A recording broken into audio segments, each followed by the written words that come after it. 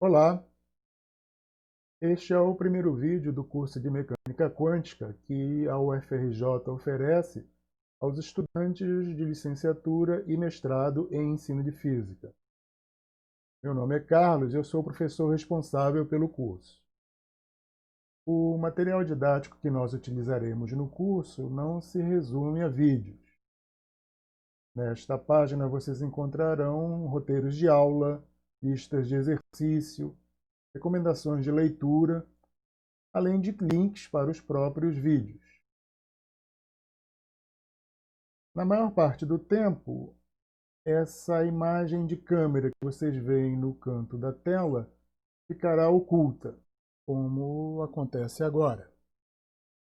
Isso será feito para que ela não obstrua a visão de parte do conteúdo que se deseja apresentar no slide. Continuando dessa maneira, temos aqui um plano geral de como será o curso. Começaremos discutindo as dificuldades que alguém encontra quando tenta aprender ou ensinar a mecânica quântica. Também discutiremos como essas dificuldades nortearam algumas das opções pedagógicas que seguimos. O curso de mecânica quântica propriamente dito tem início na próxima etapa.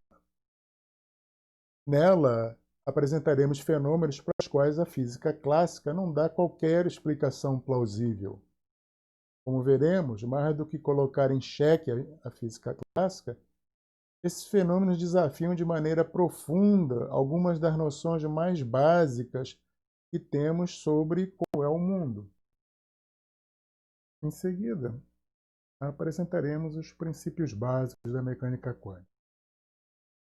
Daremos ênfase à estrutura conceitual dessa teoria, minimizando seus aspectos matemáticos. Atenção especial será dada às diferenças que afastam a mecânica quântica da visão de mundo ditada pelo senso comum e, num certo sentido, refinada pela física clássica. Na etapa seguinte, aplicaremos os princípios da mecânica quântica aos mesmos fenômenos e sistemas que discutimos no início do curso, e veremos que a teoria é capaz de descrevê-los com enorme sucesso. Finalmente, discutiremos em mais detalhe como a mecânica quântica afeta aspectos fundamentais da nossa visão de mundo, com a ideia de que podemos falar de algo que não está sendo observado, uma ideia que é parte essencial da nossa própria noção de realidade. Afinal, as coisas deveriam continuar ali mesmo que ninguém estivesse olhando para elas.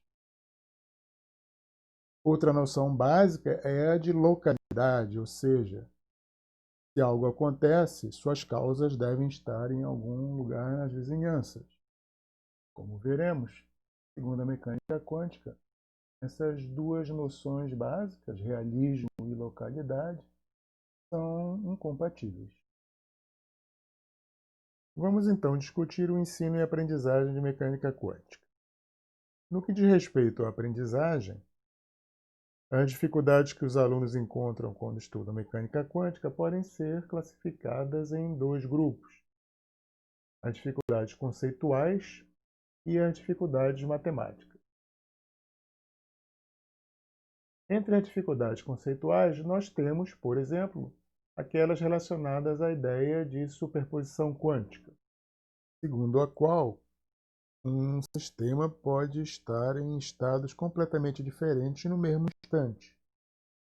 Por exemplo, um elétron pode mover-se para frente e para trás ao mesmo tempo. É muito difícil compreender isso, pois não há nada parecido no nosso dia a dia. Ninguém nunca viu um carro andando para frente e de marcha ré simultaneamente. Outra dificuldade está relacionada ao uso de probabilidade na mecânica quântica. Na física clássica e no nosso dia a dia, recorremos a probabilidades quando não dispomos de informações suficientes para prever o que acontecerá com um certo sistema. Ou seja, a probabilidade é algo subjetivo, depende de quanto sabemos. Na mecânica quântica, a situação é diferente. Mesmo que saibamos tudo o que é possível saber sobre um determinado sistema, será impossível fazer previsões bem definidas sobre o que acontecerá com ele no futuro. Apenas previsões estatísticas podem ser feitas. Nesse caso, a probabilidade ganha um caráter objetivo, independente do nosso conhecimento. Outro conceito difícil é o de complementariedade. A noção de que, ao adquirirmos informação sobre um certo aspecto de um sistema, necessariamente perdemos informação sobre outros aspectos do mesmo sistema. Essa ideia é a base do princípio da incerteza e da chamada dualidade onda-partícula. A transição do mundo quântico para o mundo clássico também é um problema de difícil compreensão. O famoso gato de Schrödinger é, talvez, o exemplo mais conhecido dessa dificuldade. Finalmente, como já mencionamos, há o fato da mecânica quântica colocar em questão aspectos fundamentais da nossa visão de mundo, como a existência de uma realidade alheia a observações e afetada apenas por elementos em sua vizinhança. A lista de dificuldades conceituais associadas à mecânica quântica não para aí. Há outras, como, por exemplo, as diferentes interpretações que foram dadas à teoria. Além de encontrar conceitos físicos novos e nada intuitivos, os estudantes da mecânica quântica deparam-se também com dificuldades associadas a ferramentas matemáticas que talvez não lhes sejam familiares. Entre essas estão os vetores, o que, a princípio, não é um problema, pois a maioria já os encontrou na mecânica e no eletromagnetismo básico. A mecânica quântica também lida com números complexos, que são menos familiares aos estudantes, mas são relativamente fáceis de dominar rapidamente. A coisa começa a complicar quando vetores e números complexos se juntam nos espaços vetoriais complexos, que são essenciais à formulação da mecânica quântica.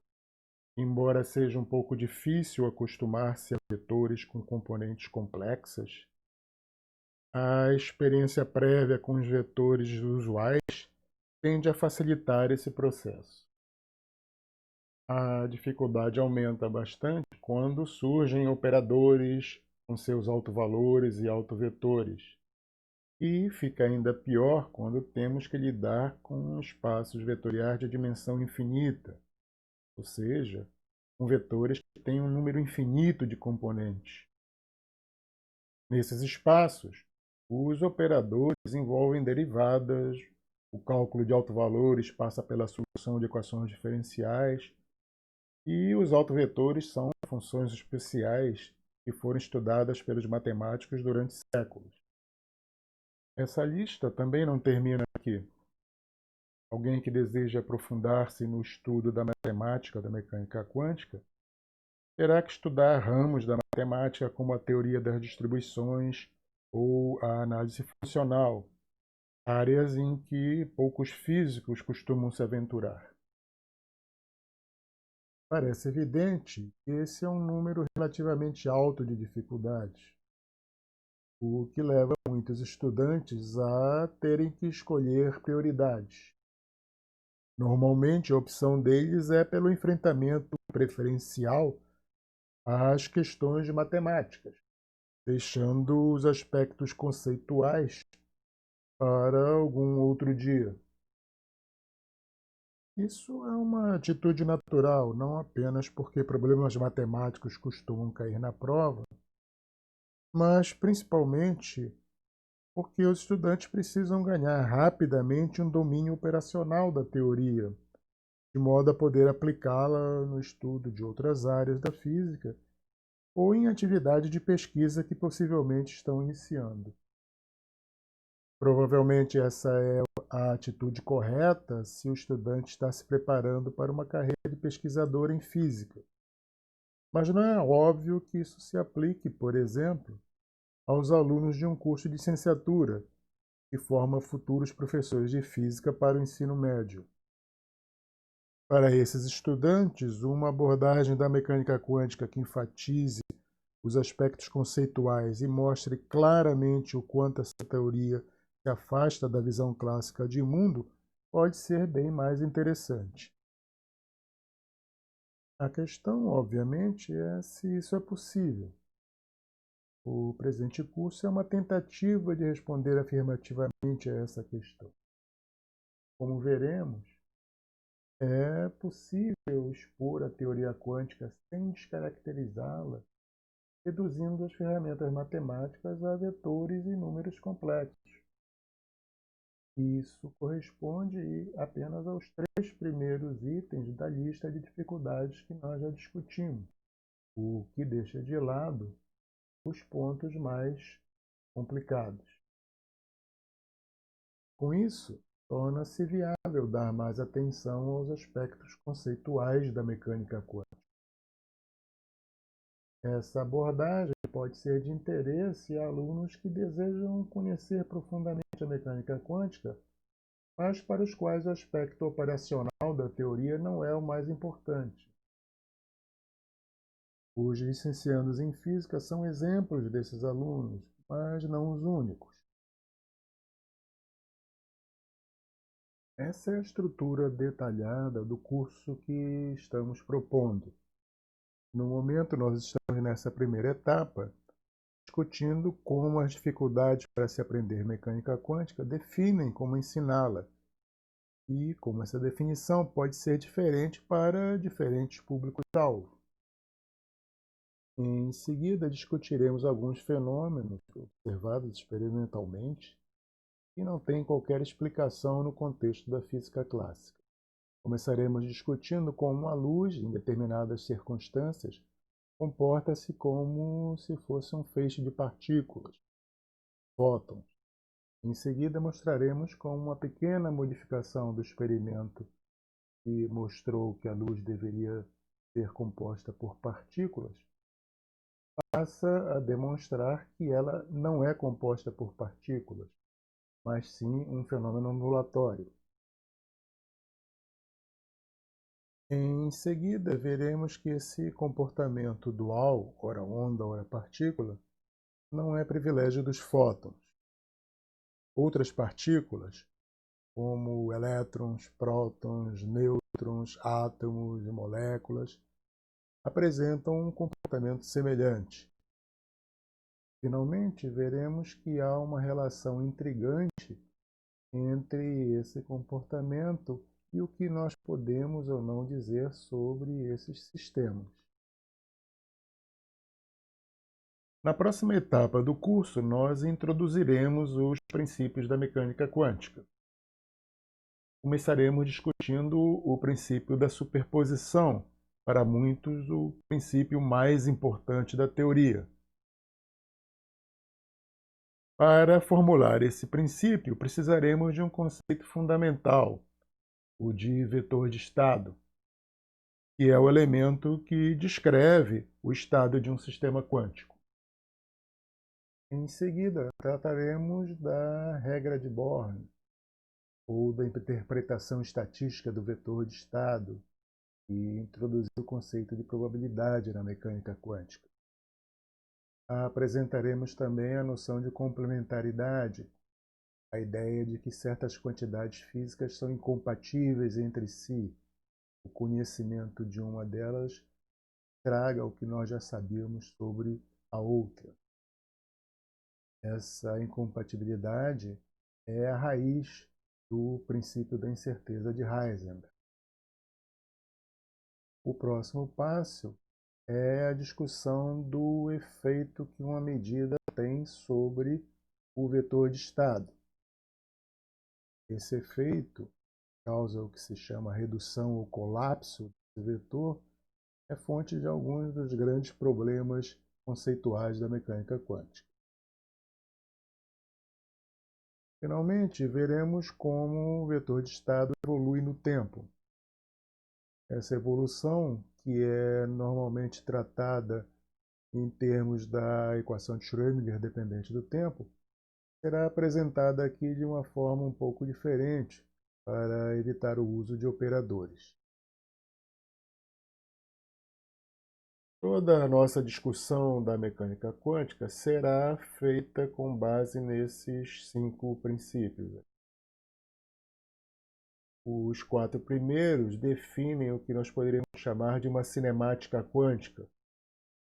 É nele que nós vemos como a mecânica quântica caracteriza o estado de um sistema e qual a relação entre essa caracterização e observações experimentais. A dinâmica quântica aparece apenas nesse último princípio. É ele que define como as interações do sistema determinam a evolução temporal do seu estado.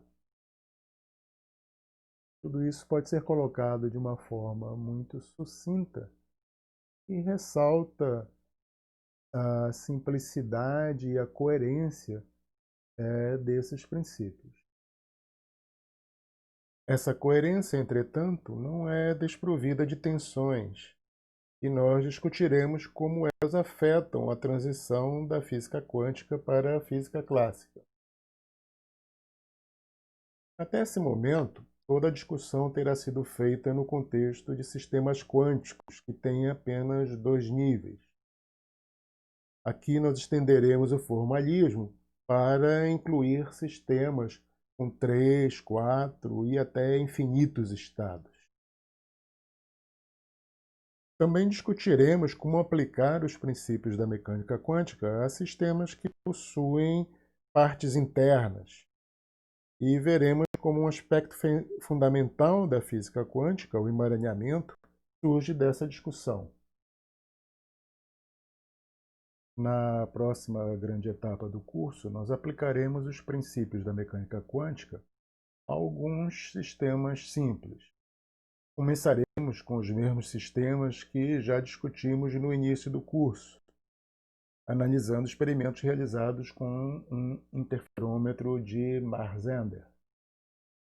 A análise mostrará que a mecânica quântica é capaz de descrever perfeitamente esses experimentos, que inicialmente pareciam incompreensíveis. A mesma análise mostrará como a mecânica quântica permite compreender o papel que a indistinguibilidade desempenha no comportamento desses sistemas. Finalmente, veremos 2 exemplos de como a mecânica quântica nos permite realizar coisas que seriam impossíveis no contexto da física clássica. Na última etapa do curso, nós discutiremos como a mecânica quântica afeta a nossa própria noção de realidade. Escreveremos as chamadas teorias de variáveis ocultas, que tentam estabelecer alguma noção de realidade. E veremos como o teorema de Bell coloca restrições profundas, como contextualidade e não localidade, a qualquer noção de realidade compatível com a mecânica quântica. Durante esse curso, nós não adotaremos um livro-texto específico, mas existem diversos livros com abordagens mais ou menos semelhantes àquela que seguiremos. É claro que não cabe ler aqui uma lista extensa de livros. Todas essas referências podem ser encontradas nas notas de aula que estão disponíveis na página do curso. De qualquer forma, podemos destacar que, num nível um pouco mais elementar do que será adotado neste curso, há ótimos livros que podem ser lidos com grande proveito. 2 deles estão em português. O primeiro é o livro clássico de Feynman, A Estranha Teoria da Luz e da Matéria. E o segundo é um texto recente de 2 autores espanhóis, O Mistério Quântico. Dos livros que estão em inglês, uma ótima indicação é O Enigma Quântico. Um excelente livro, apesar do subtítulo um tanto infeliz, A Física Encontra Consciência. Os textos de nível intermediário são aqueles cujo conteúdo é comparável ao que é abordado neste curso. Novamente, há um texto clássico de Feynman que está traduzido para o português. O último volume do curso de Física Básica de Nussensweig também constitui uma ótima leitura sobre a física quântica. Há também um excelente texto didático das professoras Ileana Greca e Vitória Hershkovitz, da Universidade Federal do Rio Grande do Sul, que pode ser baixado nesse endereço aqui. O livro de Oswaldo Pessoa, Conceitos de Física Quântica, também é uma leitura interessante por sua discussão dos aspectos filosóficos da mecânica quântica. No final da lista estão 2 livros em inglês que discutem de maneira muito original os aspectos básicos da mecânica quântica. Finalmente, em nível mais avançado que o do nosso curso, temos livros que são usados em cursos tradicionais de mecânica quântica, que estão citados aqui por serem especialmente indicados para leituras posteriores. É claro que há muitos outros ótimos livros nesse nível, mas esses encaixam com maior facilidade em uma sequência ao tipo de curso que faremos. Os 2 últimos livros não são propriamente livros-texto, mas discussões aprofundadas de alguns dos problemas conceituais que abordaremos aqui neste curso. Além dos livros, existem muitos outros recursos didáticos que podem ajudar quem está estudando mecânica quântica. Por exemplo, simulações em computador de fenômenos quânticos estão disponíveis em sites como o QVIS, da Universidade de St. Andrews, ou PhET, da Universidade de Colorado. Uma simulação do interferômetro de Mars-Ender, que discutiremos muito em nosso curso, pode ser encontrada neste endereço. Ela foi feita por Rafael Pontes, um professor de física que cursou licenciatura e mestrado em ensino de física na UFRJ. Uma grande quantidade de materiais didáticos, artigos e teses sobre o ensino e aprendizagem da mecânica quântica está no site The Quantum Exchange, mantido pela Associação Americana dos Professores de Física, que é parte de um site maior, o Compadre. Bom, com isso terminamos nossa apresentação do curso. No próximo vídeo, começaremos o estudo da física quântica, discutindo experimentos que mostraram que a física clássica encontra seríssimas dificuldades quando se tenta aplicá-la a sistemas microscópicos.